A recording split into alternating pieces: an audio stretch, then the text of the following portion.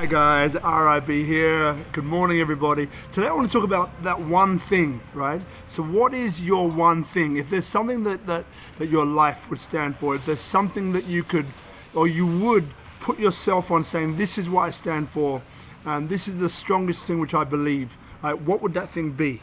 Right? What would that thing be? So look, as you know, I'm here in Bali in Indonesia, and I love it here. It's an incredible place. And if you've been watching my posts, you see that the theme that runs through everything in my life is about unity, right? People inspire people and unity, right? These are the things that run through my life. And how did I get to that, right? So in my last video, I think I explained to you about a few massive events that happened to me when I was younger. So one, as you know, I was brought up in two children's homes for 18 years, from 6 months to the age of 18 in London. And I was surrounded by different nationalities, different ethnicities, different ways of life, different ways of seeing the world, right? Different cultures, different systems of thinking, ways of thinking, gods to worship, all of that. Yet we still found our way. We fought like cats and dogs, don't get me wrong, but when there was a threat from an outside force, we found a way to galvanize. We found a way to come together, right, and work as one team, to have unity. All right. So now there was a situation that happened at the age of 12, and I write this in my book, Soul Survivor: How an Abandoned Child Went from Nothing to Everything, published by New Holland, right? So this was a pretty dark event. So what happened was that walking down the road with a friend of mine, Andy, and I was 12 years of age in London. So we're talking about the early 1990s, I guess it would have been, something around that. And this is a time where racism was around. There was skinheads, there was mods, there was like football hooligans, violence. These are sorts of things. A movie called Quadrophenia at that time that went on, which a guy called Sting, Gordon Sumner, starred in. And this movie goes into, to really break down the sorts of things that were happening in that time. It was violent times, right? It was violent times. There wasn't really guns, but people were tooling up with all sorts of weapons, baseball bats, metal rods, things with like point with nails in it. Like, it was horrible, right? It was a really dark, tough time, right? So this is the backdrop to what happened to me. So I'm walking down the street with a friend of mine, Andy Campbell, and the next thing we hear was this, "Oi, nigger, go back to your own country," right? Now, I was born in London, so London, England was my country. I was confused. At the age of 12, I was a tall kid. I used to fight at school. I used to beat people up. I used to get beaten up every now and again. But I was a strong kid from that perspective. So now, the next thing I know is that this lanky guy, grown adult, comes out and he speaks some other obscenities, and the next thing I know, I feel a fist on the side of my face, and I fall down, not out of the impact, but out of the surprise that this guy hit me, right? I just wasn't expecting it, wasn't used to it in that situation, which is on the street outside a pub in Chingford. So I'm on the floor, and I'm there, and I'm really dazed and confused. I really don't know what's going on. Next thing I know, Andy, this other friend of mine, hits this guy. He falls down. Now, there's 5 or 6 guys that start to run outside of the pub in our direction, hurling, shouting obscenities. So I'm like, this doesn't look good. So I'm running, right? And I'm thinking that Andy is next to me, running with me, side by side. To my horror, I turn around and realize that he's not there at all. And worse than that is that then I look even further in the distance and I see a guy curled up on the floor in the fetus position, protecting himself. And then I see 5, 6, 7, 8 grown men kicking him, just laying boots, kick, kick, kick, kick, kick, kick, kick. I'm close enough to feel the pain, and I'm close enough to know that I don't want to be there. At the same time, I know that he is there out of protecting me. So now I'm beginning to feel guilt, shame, fear, all of that, because I realize, that this guy is getting a kick in for me, right? So now I'm there and I'm torn between, should I go back and then, have some serious danger of being really hurt badly, or should I stay away? And I was stuck in that place of uncomfort, of not knowing what to do next. That fight, flight, or freeze, I froze, right?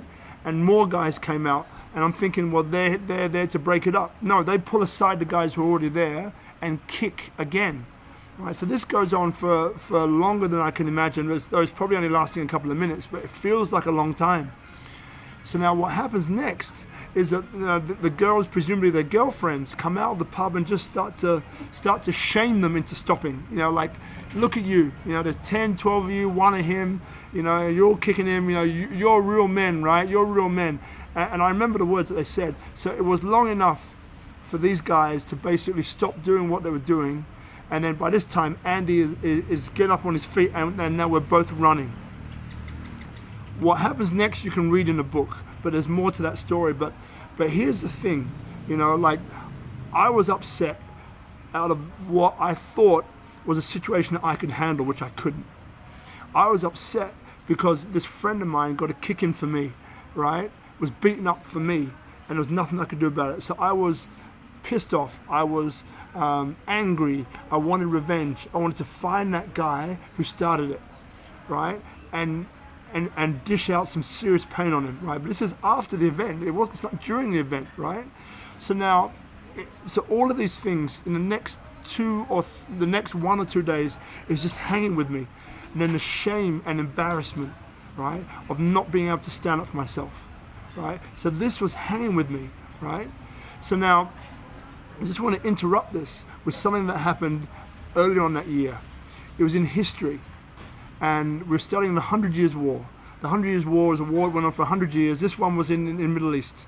A kid at the back of the classroom puts his hand up. The class is full, like 12, 14, 15, 16 kids learning about history. And he puts his hand up and says, miss, yes. 100 Years' War, yeah? It can't be the same people fighting, can it? Now, this passed way over my head. I didn't understand it. I didn't know what he meant. And I laughed like all the other kids in the class, ridiculing him, because when there's something you don't understand, you laugh, right? That's what you do. And because it's peer pressure, you all just join in, right? So that's basically what I did. So let's put this into context. So what basically happened then was that I had this experience of the 100 Years' War, not understanding what it's about.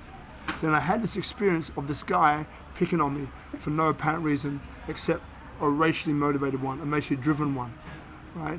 Now, I put these two things together. So on the third day, it was like a bolt of lightning in a way, which just, I got it, right? So what it was is this: the 100 Years' War isn't the same people fighting at all. The 100 Years' War goes on and is allowed to go on because we pass it on to our kids. We pass on to them how to hate, why to hate, because of the color of his skin, because of the money in his wallet, or lack of. So all of these reasons for the God that they support, or the God that they worship, or the God that they don't worship. So all of these things, are points that we pick up subconsciously and consciously, and then we live those out. Now that guy who attacked me, I call now as an unconscious robot.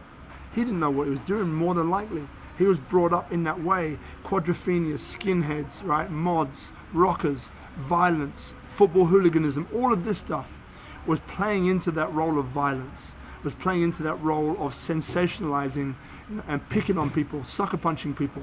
It was all of that. So once I realized all of that, I realized I had a choice to make. And that choice was this: do I want to be part of the solution or part of the problem? Now, if I did find that guy, if I did lay a whole bunch of hurt on him, and I would feel good in the moment, but really what would that do? At the end of the day, it would just go to reinforce all the stereotypes that have been passed down to him already, right? So then I chose a different way. And I realized, from the time in the children's home, of all these different colors, shades, races, all teaming up together, in fighting things that go to threaten us as a whole, and galvanizing and coming together, having that experience, then having the experience of that guy picking on me for those reasons, which was completely at odds to what I knew, to what I'd grown up with, right? Having that experience gave me the understanding that unity is power, right? Unity is power.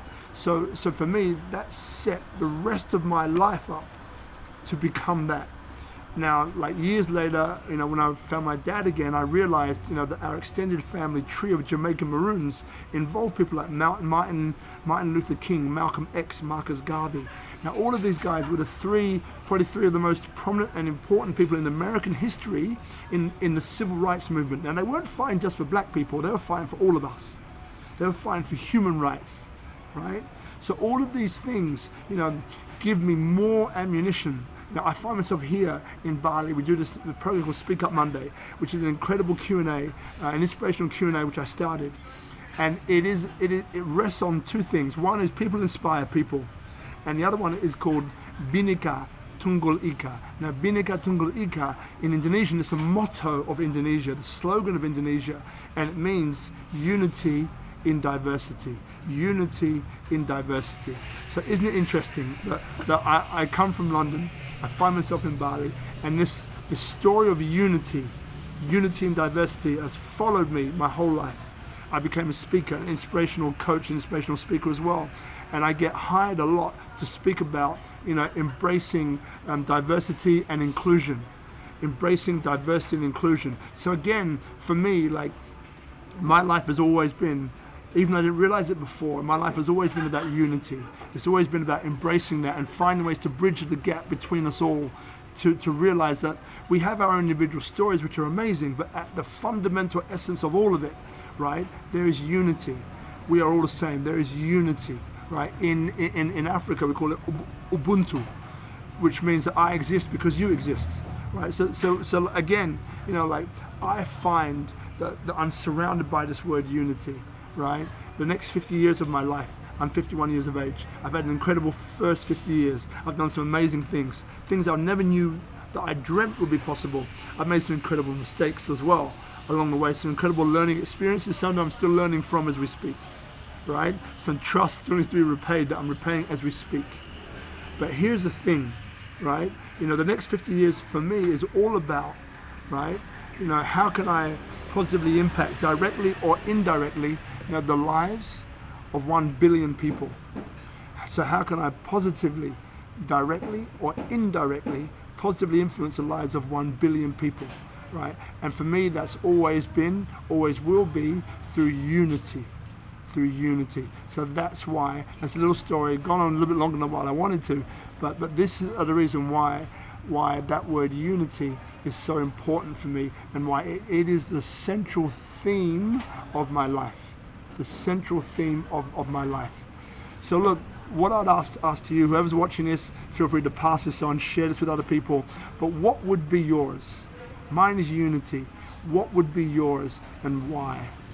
Because when you get to that, it will cause you to do a similar search through your life, to connect the dots of humanity which have been following you your whole life, right? So I implore you and I invite you to do that, to undertake that journey and see what it is for you.